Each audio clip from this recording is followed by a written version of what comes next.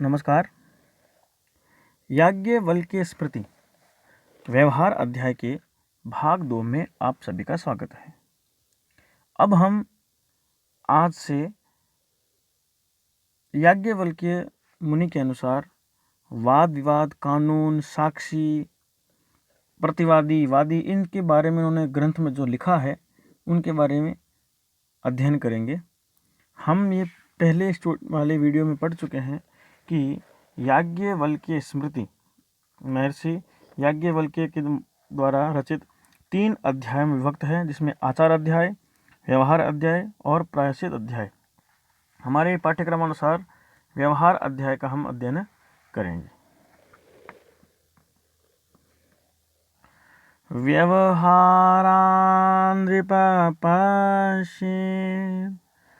विद्वद्भिः ब्राह्मणैः सह धर्मशास्त्रानुसारेण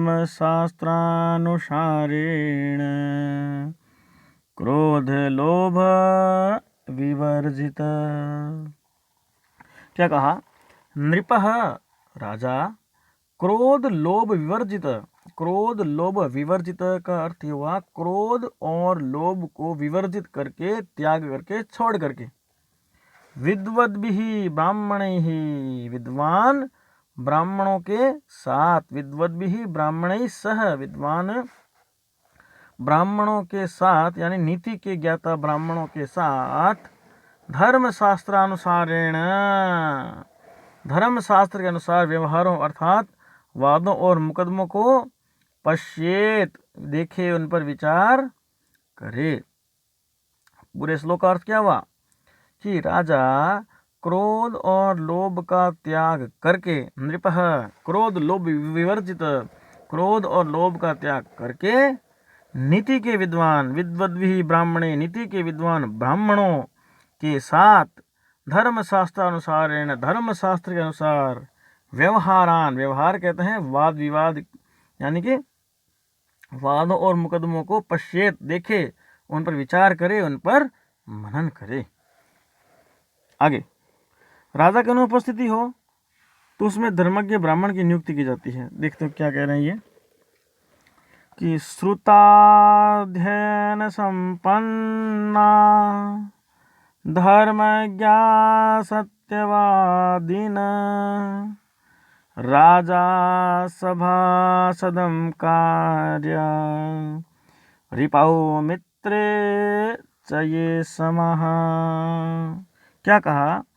राजा श्रुताध्ययन संपन्ना, श्रुति आदि के अध्ययन से युक्त, श्रुति का मतलब वेद, वेद आदि के अध्ययन से युक्त धर्मज्ञ, धर्मशास्त्र के ज्ञाता, सत्यवादिनः, सत्य बोलने वाले, रिपौ मित्रे च, शत्रु और मित्र में समान भाव रखने वाले, है ना, सभासद कार्य, ऐसे व्यक्तियों को राजा सभासद नियुक्त करे कि श्रुति आदि के अध्ययन से युक्त, श्रुति आदि के अध्ययन से युक्त धर्मशास्त्र के ज्ञाता, सत्यवादी, सत्य बोलने वाले, रिपौ मित्र से ये समा, शत्रु और मित्र के प्रति समान भाव वाले, सभासदा कार्या, ऐसे व्यक्तियों को, समान भाव ऐसे रखने वाले व्यक्तियों को सभासद बनाए। तात्पर्य कि राजा ऐसे व्यक्तियों को सभासद नियुक्त करे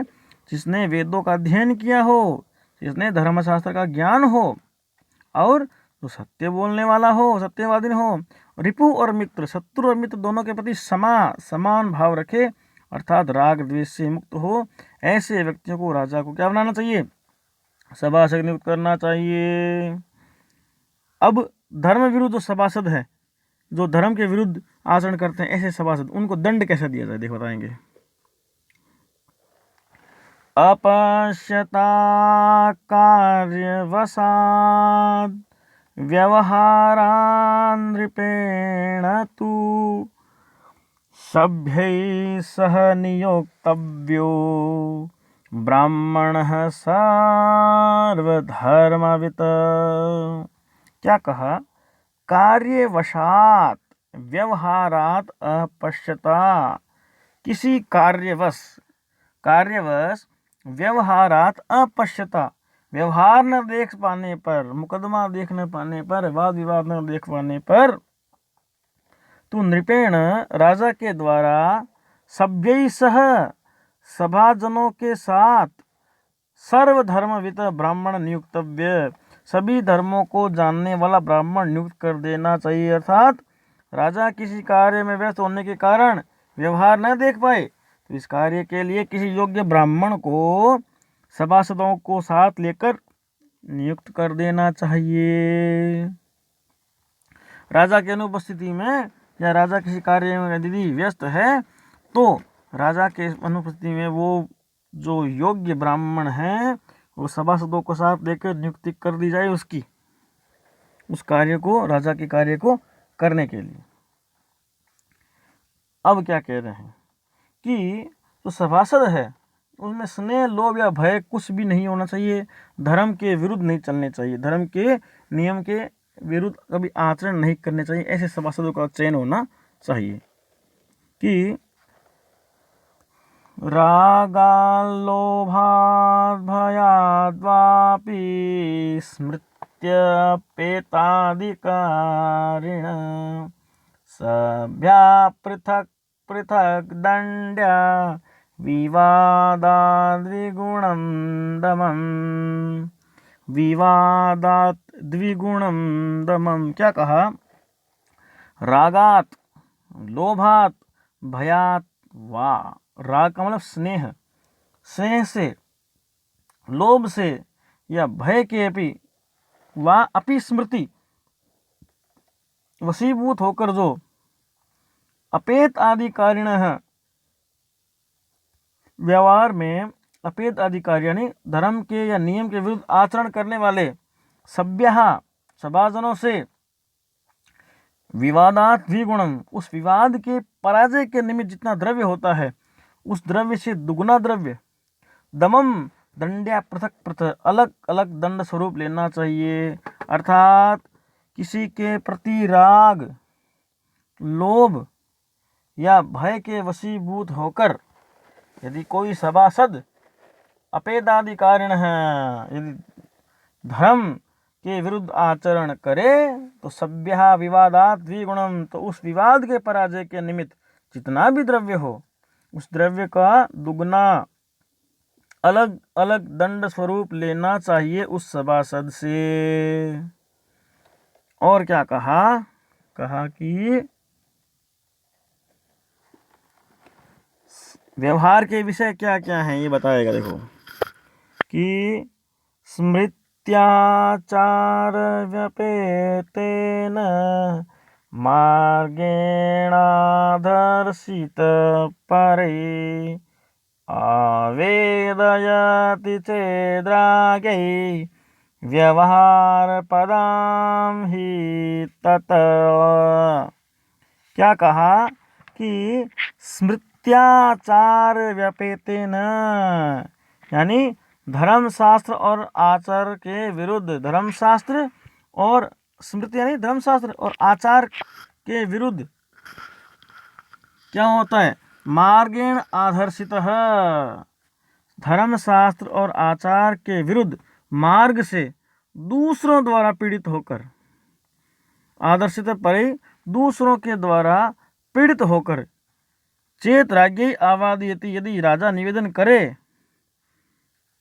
तत् ही तत्व व्यवहार पदम, तो वह व्यवहार का विषय होता है। अर्थात यदि धर्मशास्त्र और आचार के विरुद्ध ढंग से दूसरों द्वारा सताए जाने पर राजा निवेदन करे तो वह व्यवहार का विषय होता है।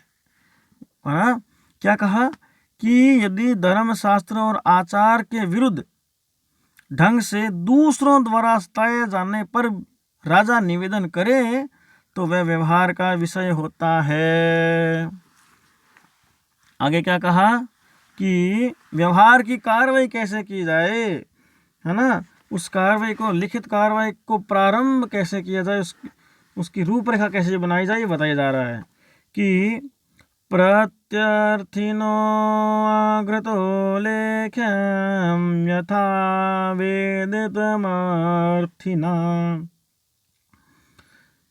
समामाशतदर्थानमपि जात्यादे चिन्नितम्। क्या कहा? अग्रतः पहले, प्रत्यर्थिन प्रतिवादी, प्रत्यर्थिन मतलब प्रतिवादी, पहले प्रतिवादी के विषय में यथाविदितम अर्थिना, पहले प्रतिवादी के विषय में वादी के द्वारा बताए अनुसार लेख्यम लिखना चाहिए। समम समामास दधरधार अर्हनाम, हाँ बिल्कुल, क्या कहा कि समा संवत्सरम, मास महीना, तदर्दाह पक्ष और दिन, नाम जात्याम भी नाम जाति अंकित करें। कहने का तात्पर्य क्या कि वादी जब विवाद लिखवाने आए तो सर्वप्रथम वह प्रतिवादी के विषय में जैसा बताए वैसा लिखना चाहिए। अग्रतः पहले, यानी प्रतिवादी के विषय में यथा आवेदितम, जैसा बताया जाए उसे लिखना चाहिए। तथा उसके बाद वर्ष, मास, पक्ष, दिन, नाम और जाति आदि लिखना चाहिए। उस पंजिका में इनको लिखना चाहिए। क्या क्या? कि पहले प्रतिवादी के विषय में अग्रतः प्रत्यर्थिना यथा आवेदितम अर्थिना लेख्यम, वादी के द्वारा बताए अनुसार लिखना चाहिए। और सम मास तदर्दाह, और पहले सम मास का मतलब वर्ष, मास, पक्ष, दिन और नाम जाति आदि चिन्हितम, नाम जाति आदि लिखने चाहिए। आगे क्या कहा कि 7वें श्लोक में कह रहे हैं कि श्रुतार्थस्योत्तरं लेख्यं पूर्वावेदक सन्निधौ ततोऽर्थिलेखयेत् सद्य प्रतिज्ञातार्थ साधनम। व्यवहार की कार्रवाई की जाए। क्या कहना चाहिए कि श्रुतार्थस्योत्तरम पूर्वावेदक सन्निधौ लेख्यम। श्रुतार्थस्योत्तरम का मतलब प्रतिवादी द्वारा सुनाई हुई इस बात और उसके उत्तर को पूर्व वेदक सन्निधौ, वादी की उपस्थिति में लिखावे। प्रतिवादी द्वारा सुनाई गई बात को और उसका उत्तर वादी की उपस्थिति में लिखाया जाए, लिखावे। ततः इसके बाद अर्थी प्रतिज्ञार्थम साधनम सद्य लेखयतु, अभियोग को सिद्ध करने वाले प्रमाण शीघ्र दिखावे। तात्पर्य क्या हुआ इसका? पूरा भावार्थ क्या हुआ श्लोक का कि प्रतिवादी जो बात बतावे, प्रतिवादी द्वारा सुनाई हुई बात बताए, उसको वादी की उपस्थिति में ही लिखाया जाए। यानी वादी भी सामने हो और प्रतिवादी जो बात कह रहा है उसको वादी के सामने ही लिखाया जाए। और इसके बाद अभियोग को सिद्ध करने के लिए प्रतिज्ञार्थम साधन, अभियोग को प्रमाणित करने वाले साधन, सबूत है ना, साक्ष्य तुरंत लिखाए जाने चाहिए। साधनम सद्य लेखयतु, उस अभियोग को सिद्ध करने वाले जो साक्ष्य हैं, अभियोग को सिद्ध करने वाले जो सबूत हैं, उनको तुरंत लिखाया जाना चाहिए। ये कहा याज्ञवल्क्य जी ने अपने इस श्लोक में। हमने अब तक जो श्लोक जाने उसमें जो प्रतिवादी है, वादी है, उनके जो व्यवहार है उसके बारे में ये कहा कि प्रतिवादी के विषय में वादी के द्वारा तो बताया जाए, उसे लिख करके वर्ष, मास, महीना, पक्ष, दिन, जाति लिखा जाए। और प्रतिवादी द्वारा सुनी गई बात और उसका उत्तर वादी के सामने ही उपस्थिति में लिखा जाए। और अभियोग को सिद्ध करने वाला कोई भी प्रमाण है शीघ्र ही दिखावें, शीघ्र ही दिखावें, सबूत के रूप में, साक्ष्य के रूप में दिखावें। और उससे पहले बताया था कि यदि व्यवहार किसी कार्यवश राजा व्यवहार नहीं देख पाता तो सभासदों में जो भी धर्म को जानने वाला ब्राह्मण है उसको नियुक्त करके और सभासदों को साथ लेकर चलना चाहिए। और जो सभासद है वो राग, लोभ और भय के वशीभूत नहीं होना चाहिए। उनको बिना किसी राग के, बिना किसी द्वेष से, बिना किसी लोभ के, बिना किसी भय के अपना निर्णय देना चाहिए। वो किसी भी एक पक्ष के साथ में न होने चाहिए।